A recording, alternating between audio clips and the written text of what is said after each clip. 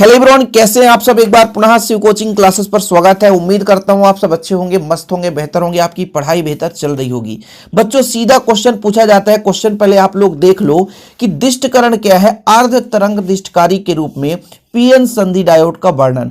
एक तो आपका परिपथ का चित्र, फिर कार्य विधि, निवेशी विभव और निर्गत विभव का समय के साथ परिवर्तन आरेख, जो कि ये आपका आरेख बना हुआ है। ये आपका पूरा का पूरा है नामांकित चित्र। दूसरा बच्चों, ये आपका है क्या, निवेशी विभव और निर्गत विभव का आरेख। बिल्कुल मैं आपसे कहूंगा कि भाई साहब, आप लोगों को क्या ये बन रहा है या नहीं बन रहा है, ये बात छोड़ो ना। मैं गारंटेड ये कहता हूं कि इस वीडियो को देखने के बाद बच्चों आप लोगों को कभी नहीं भूलेगा। चलिए शुरू करते हैं। सबसे पहले बात क्या करते हैं बच्चों, दिष्टकरण। ये दिष्टकरण है क्या, या दिष्टकारी किसे कहते हैं। जैसे मान लीजिए हमारे पास प्रत्यावर्ती धारा है, उसको दिष्ट धारा में बदलना है। हमारे पास क्या है, प्रत्यावर्ती धारा है और उसको हमको दिष्ट धारा में बदलना है। तो ये बदलने की क्रिया बच्चों दिष्टकरण कहलाती है, और जो हमारा उपकरण होता है वो दिष्टकारी कहलाता है। ठीक है, दिष्टकरण दिष्टकारी में क्लियर हुआ कि हमारे पास प्रत्यावर्ती धारा है। पॉइंट बाय पॉइंट बात करेंगे बच्चों। हमारे पास प्रत्यावर्ती धारा है, क्या, प्रत्यावर्ती धारा। ठीक है, इस प्रत्यावर्ती धारा को दिष्ट धारा में यदि हम बदलना चाहते हैं, किसमें बच्चों, दिष्ट धारा में बदलना चाहते हैं, तो ये जो प्रक्रिया है वो दिष्टकरण कहलाता है। क्या कहलाता है, दिष्टकरण कहलाता है। और बच्चों जो उपकरण होता है, जो उपकरण, उसी उपकरण को हम दिष्टकारी कहते हैं। क्या बोलते हैं, दिष्टकारी। यानी प्रत्यावर्ती धारा को दिष्ट धारा में बदलना ही दिष्टकरण कहलाता है। अब बच्चों प्रत्यावर्ती धारा को दिष्ट धारा में बदलना है तो हम एक पीएन संधि डायोड का प्रयोग करते हैं। ये जो हमारा पीएन संधि डायोड है, यहां पर आप देख लीजिए पीएन संधि क्या है। जब पी प्रकार का अर्धचालक और एन प्रकार का अर्धचालक मिलता है तो पीएन संधि डायोड का निर्माण होता है। इसका कुछ बेसिक फैक्ट मैं आपको बताता हूं बच्चों। जैसे मान के चलते हैं ये हमारे पास पीएन संधि है। देखिएगा, थोड़ा सा आप लोग देखिएगा, ये हमारा पीएन संधि है। ठीक है, ठीक है, ये हमारा पीएन संधि है बच्चों। अब इस पीएन संधि को यदि किसी बैटरी के धन सिरे से जोड़ दिया जाए, ठीक है, और एन वाले भाग को बैटरी के ऋण सिरे से, तो ये हमारा अग्रबायस कहलाता है। क्या, अग्रबायस। क्या कहलाता है बच्चों, अग्रबायस। और अग्रबायस में से जब अग्रबायस में रहता है तो विद्युत का चालन होता है। दो चीज आपको तैयार रखना है, बाकी बहुत आसान है। ये हमारा अग्रबायस यदि है तो विद्युत का चालन आसानी से होगा। लेकिन वहीं पे इसी पीएन संधि डायोड को देखिएगा बच्चों, ये हमारा पीएन संधि डायोड हो गया। इसी को यदि बैटरी के पी क्षेत्र का हम ऋण से और एन क्षेत्र का हम धन से जोड़ देते हैं तो ये हमारा ये पश्च बायस में चला जाता है बच्चों। पश्च बायस में चला जाता है, किसमें, पश्च बायस में, और धारा प्रवाहित नहीं होती है। दो कंडीशन है। जब पीएन संधि अग्र बायस में होता है तो धारा प्रवाहित होता है, जब पीएन संधि डायोड पश्च बायस में हो तो धारा प्रवाहित नहीं होता, ना के बराबर होता है। दो कंडीशन है। ऐसा क्यों समझा रहे हो सर? समझाने का रीजन ये है कि जैसे हम मान लीजिए प्रत्यावर्ती धारा की बात करते हैं तो प्रत्यावर्ती धारा दो चीज में चलता है इस प्रकार से। ये क्रम है प्रत्यावर्ती धारा का बच्चों। ठीक है, प्रत्यावर्ती एक ऊपर वाला धनात्मक चक्र मानते हैं, ऋणात्मक चक्र। तो एक बार धन होगा, जब धन होगा तो ये आपका धन से जुड़ा रहेगा ना, तो जब धन से जुड़ा रहेगा बच्चों तो अग्रबायस कहलाएगा। लेकिन यही धारा आकर के इसके पास ऋण के पास आया तो वे पश्च बायस। ये ऊपर वाला धन ऋण धन ऋण धन ऋण, ये चीज आपको समझना है। अब आप कहोगे सर ये कहां समझा रहे हो, कहां पॉइंट की बात करो, थोड़ा सा देखो। दिष्टकरण, प्रत्यावर्ती धारा को दिष्ट धारा में परिवर्तित करने की क्रिया दिष्टकरण कहलाती है। अब इसमें हम क्या क्या प्रयोग करते हैं बच्चों, देखिएगा डायग्राम में यहां पर देखिएगा। ये हमारा ट्रांसफार्मर है। ट्रांसफार्मर का प्राथमिक कुंडली है, द्वितीयक कुंडली। प्राथमिक कुंडली में हमारा एक प्रत्यावर्ती धारा स्रोत जुड़ा हुआ है। यहाँ पे प्रत्यावर्ती धारा स्रोत हम कह सकते हैं, यहाँ से प्रत्यावर्ती धारा आ रहा है। और द्वितीयक कुंडली के साथ बच्चों एक सिरे में, यहाँ पर एक सिरे पर एक आपका पीएन संधि डायोड जुड़ा है और दूसरे सिरे पर लोड जुड़ा है। लोड का मतलब जहां से हम धारा प्राप्त करते हैं। फिर से समझिएगा हम किस प्रकार से जोड़ के रखे हैं, थोड़ा सा समय देना पड़ेगा, बाकी कोई दिक्कत नहीं है बच्चों। हम ये कह रहे हैं ट्रांसफार्मर है हमारे पास। ट्रांसफार्मर में दो कुंडली है, एक प्राथमिक एक दूसरी। ये आपका प्राइमरी और ये सेकेंडरी कुंडली है, पहले से बता देता हूं। ठीक है, प्राइमरी कुंडली में एक प्रत्यावर्ती धारा स्रोत जुड़ा है। द्वितीय कुंडली में एक सिरे पर आपका पीएन संधि डायोड और दूसरे सिरे पर लोड जुड़ा हुआ है। क्योंकि भैया ये हमारा प्रत्यावर्ती धारा यहां से आएगा और इससे हम दिष्ट धारा निकालेंगे। भाई यही तो हम प्रक्रिया पढ़ रहे हैं, प्रत्यावर्ती धारा का दिष्ट धारा में रूपांतरण, प्रत्यावर्ती धारा का दिष्ट धारा में रूपांतरण। तो यहां से जो हमारा करंट आने वाला बच्चों वो एसी करंट आएगा। ठीक है। और ये प्राथमिक कुंडली में आएगा और प्राथमिक कुंडली से प्रेरण की क्रिया के द्वारा द्वितीय कुंडली में उत्पन्न होगा।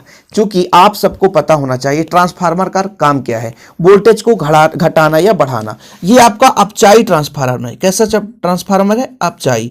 तो यदि यहाँ पे एसी करंट आया है तो ये इसके वोल्टेज को थोड़ा सा कम करता है। क्या करता है बच्चों? वोल्टेज को कम करता है। इतना ध्यान रखना। ट्रांसफार्मर में दो कुंडली होती है ना, प्राथमिक और द्वितीयक। तो यदि प्राथमिक में ज्यादा है, द्वितीयक में कम, तो वोल्टेज को क्या करता है? कम करता है। ये चीज हमेशा याद रखना। तो ये ट्रांसफार्मर है। जैसे इसमें हम क्या करते हैं? प्रत्यावर्ती धारा आरोपित करते हैं, यानी वोल्टेज लगाते हैं, तो द्वितीय कुंडली में प्रेरित धारा उत्पन्न हो जाती है। ये सबको पता है ना। विद्युत चुंबकीय प्रेरण की क्रिया से प्राथमिक कुंडली में धारा बहाने पर द्वितीय कुंडली में ऑटोमेटिक प्रेरित धारा उत्पन्न हो जाती है। अब ये जो प्रेरित धारा होती है बच्चों, सुरंग और गर्त के रूप में चलती है। अभी मैंने आपको समझाया किस प्रकार से सुरंग और गर्त के रूप में चलती है। एक बार आरेख ऊपर की ओर चलेगा, एक बार नीचे की ओर आरेख। कोई भी धारा बच्चों इस प्रकार से चलती है। प्रत्यावर्ती धारा है तो कुछ इस प्रकार से चलेगी, ठीक है। ऊपर फिर नीचे, फिर ऊपर फिर नीचे, फिर ऊपर फिर नीचे। ये आपके प्रत्यावर्ती धारा का है। इसीलिए जो ऊपर वाला भाग है ना, ये निवेशी कहलाता है। निवेशी मतलब अंदर जाने वाला, निवेशी प्रत्यावर्ती वोल्टेज, ठीक है। अभी तो आप समझो, बाकी चित्र डायग्राम सब बना लोगे, चिंता ना करो। ये कहानी हो गया किस प्रकार से हमने इसकी रचना की है, इसलिए भाई बताया है ना। परिपथ का नामांकित चित्र, तो परिपथ में हमारा टी ट्रांसफार्मर है, ये हमारा एसी क्या प्रत्यावर्ती धारा है, निवेशी प्रत्यावर्ती वोल्टेज है। टी ट्रांसफार्मर हो गया, वो भी अपचाई है बच्चों। कैसा? अपचाई है, ठीक है। आर हमारा ये लोड है, लोड का मतलब जहां से हम निवेश निर्गत कराएंगे। और इस जो हमारे पास पीएन संधि डायोड है, इस द्वितीय कुंडली के साथ जुड़ा हुआ है। अब इसमें होता क्या है? हमने कहा कि जब इसमें से प्रत्यावर्ती धारा या वोल्टेज लगाया हमने, तो प्रेरण के फलस्वरूप जो सेकेंडरी कुंडली है, इसमें प्रेरित धारा उत्पन्न होती है। सही है कि नहीं? क्लियर है? चीजें समझ में आया?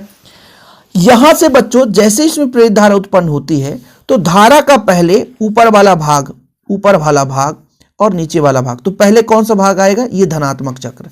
तो प्रथम अर्ध चक्र में देखो, प्रथम अर्ध चक्र में ये जो ए है धनात्मक होता है।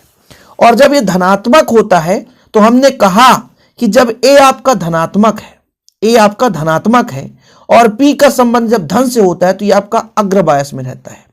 प्रथम अर्धचक्र में द्वितीय कुंडली की बात करें, जो ए है वो धनात्मक है और बी आपका ऋणात्मक है। दोनों भाग है, तो एक वाला भाग धन है तो एक वाला ऋणात्मक होगा। तो ए हमारा धनात्मक है, और जब धनात्मक है बच्चों, तो कहीं ना कहीं पीएन जो संधि डायोड है, ये आपका अग्रभ्रमित रहता है। और जब अग्रबायस रहता है तो इसमें धारा प्रवाहित होती है आसानी से, ठीक है।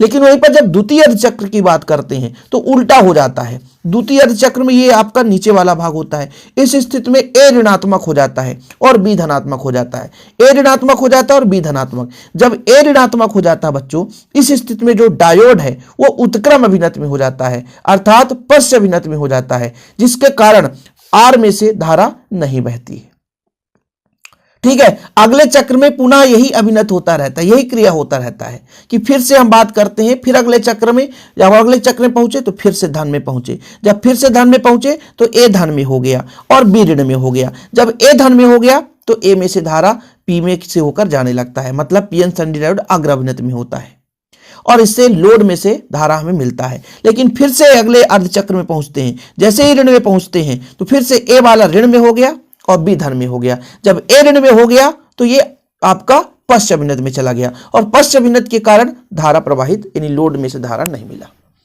कहानी समझ में आ गया होगा? इतना ही है भाई, इतना ही है बाबू, थोड़ा समझो। मैं ये कह रहा था पहले अर्धचक्र में जैसे ही मान लीजिए हम कहते हैं कि ट्रांसफार्मर की प्राथमिक कुंडली में प्रत्यावर्ती वोल्टेज लगाया गया, प्रेरित धारा हमारे एस में यानी कुंडली में, तो जो हमारा प्रेरित धारा है, पहले जब धन है बच्चों, क्या है? धन है। ये ऊपर वाला धन है ना। जब ये धन है तो हमारा ए वाला धनात्मक सिरा हो जाता है, यानी ए जो है बी के सापेक्ष अधिक धनात्मक विभव पर होता है। अब इसको तरीके से समझाता हूं। ए जो है बी के सापेक्ष अधिक धनात्मक विभव पर होता है।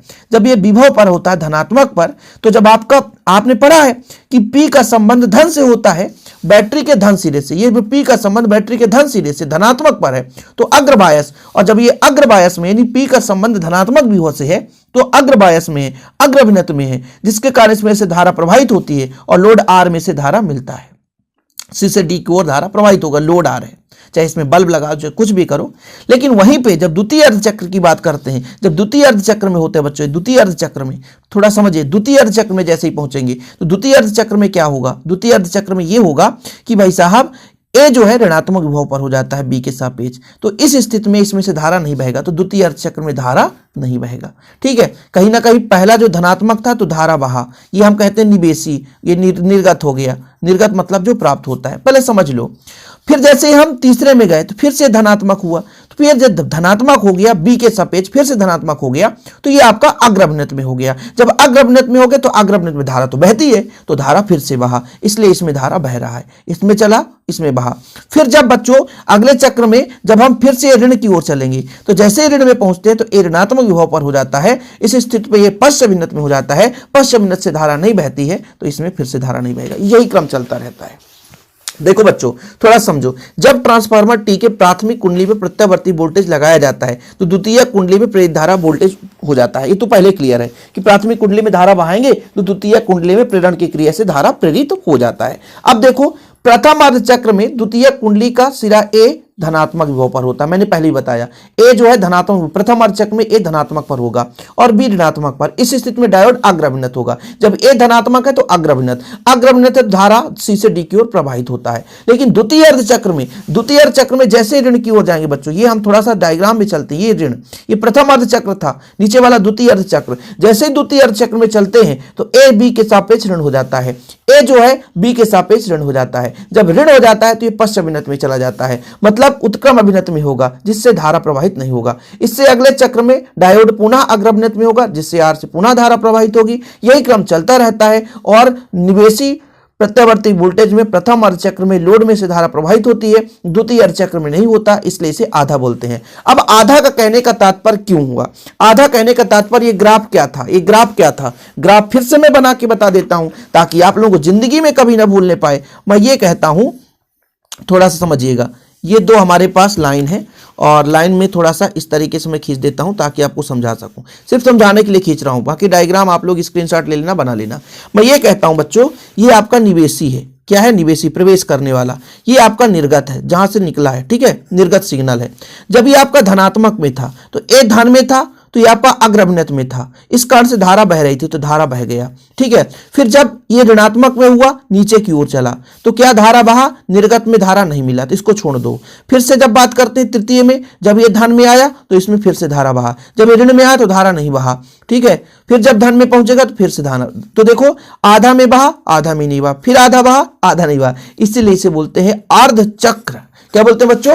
अर्धचक्र बोलते हैं। पीएन संधि डायोड का अर्धचक्र। बताओ ना किस बच्चे से नहीं बना यार, बताओ। यदि चैनल में पहली बार आए हैं भाई साहब, तो मैं ऐसे ही नहीं कहता हूं, ताल ठोक के बोलता हूं कि मैं गारंटेड कहता हूं समझ में आएगा। लेकिन जो बच्चा अच्छे तरीके से पढ़ेगा, जिसको कभी पढ़ने नहीं है, जिसको कभी कुछ समझने नहीं है, स्क्रीनशॉट लेना नहीं है, बस बदतमीजी के साथ फोन लगा करके मजे लेना है, तो फिर यार उसे तो ब्लॉक करना बनता है। तो चैनल में पहली बार आए हैं, चैनल को प्लीज सब्सक्राइब कर लें। हम अपना पर्सनल नंबर देते हैं, लेकिन टाइम पास के लिए नहीं बच्चों, उन्हीं को हम ब्लॉक करते हैं जो टाइम पास करने के लिए। अब हम यदि टाइम पे बिजी हैं, कोई जबरदस्ती मैसेज करेगा तो ब्लॉक तो होगा ही। लीजिए बच्चों, स्क्रीनशॉट ले लिए होंगे उम्मीद करता हूं। बाकी यार आप लोगों के पास सब कुछ है, ये ट्रांसफार्मर वगैरह। बाकी आपको तैयारी कैसे करना है, किस टॉपिक पर वीडियो चाहिए बताना जरूर। जय हिंद, वंदे मातरम।